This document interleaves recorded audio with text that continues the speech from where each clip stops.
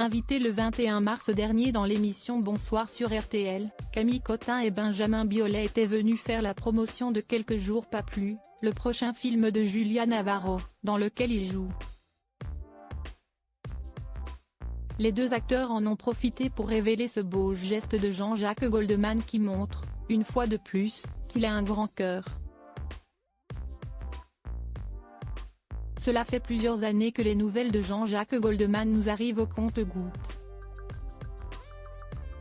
L'artiste préfère l'ombre à la lumière et ne s'en cache pas. Il préfère continuer à écrire pour les autres mais excite les feux des projecteurs pour lui. Pourtant, Camille Cotin et Benjamin Biolay, invités le 21 mars dernier de l'émission Bonsoir sur RTL, ont remis l'auteur, compositeur et interprète au centre de l'attention. Venu parler de Quelques jours en plus, le nouveau film de Julie Navarro qui sortira en salle le 3 avril 2024, les deux acteurs ont dévoilé ce geste de Jean-Jacques Goldman qui montre, encore une fois, qu'il a un grand cœur. Alors que plusieurs de ses chansons ont été choisies pour être passées dans le film, la production aurait pu se retrouver face à un sacré dilemme financier pour obtenir les droits des titres de l'artiste. Seulement voilà, le père de Michael Goldman porte bien son nom. Cet homme en or a tout bonnement accepté de céder les droits de ses chansons à titre gratuit alors qu'il aurait pu recevoir un sacré pactole.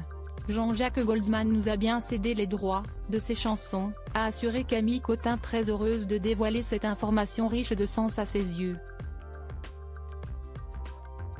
Jean-Jacques Goldman, un homme en or parfois, s'y est toute une histoire quand les réalisateurs écrivent. Ils ont une musique en tête et après, il va y avoir une réalité, qui est « Combien ça coûte ?», a commencé par expliquer la maman de 2 enfants. Puis de poursuivre, si est très rare d'avoir les droits et là, il lit les scénarios, il n'y avait pas d'argent et si est même pas est-ce qu'il va vendre les droits ? Il les a donnés parce que le film lui a plu et que le sujet lui tient à cœur. Je pense que ça vaut le coup de le dire, a-t-elle ensuite insisté. Benjamin Biolay a alors confirmé et même renchéri, ça, si est une réalité. Ce n'est pas un sondage dans le JDD, si est vraiment. Il a laissé les thunes.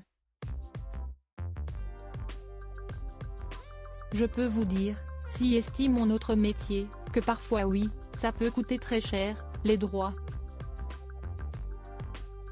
Ça peut plomber le budget d'un film. Camille Cotin est également revenue sur l'autodérision du chanteur puisqu'elle a rappelé que le personnage interprété par Benjamin Biolay n'était pas forcément tendre avec Jean-Jacques Goldman dans le long-métrage de Julie Navarro. En plus dans le film, il dit plutôt que si est de la soupe, les chansons de Jean-Jacques Goldman, donc il a une autodérision, a-t-elle souligné. Le pitch de ce film ?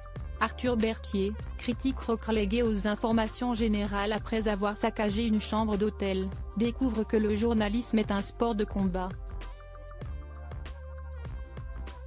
Envoyé à l'hôpital par un CRS en couvrant l'évacuation d'un camp de migrants, il tombe sous le charme de Mathilde, la responsable de l'association Solidarité Exilés et accepte, pour quelques jours croit-il, d'héberger Daoud, un jeune Afghan.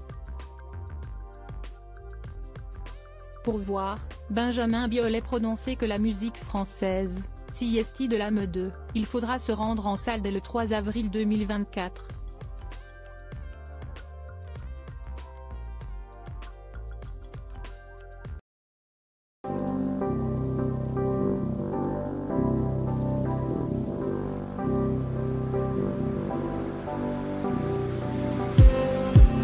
Just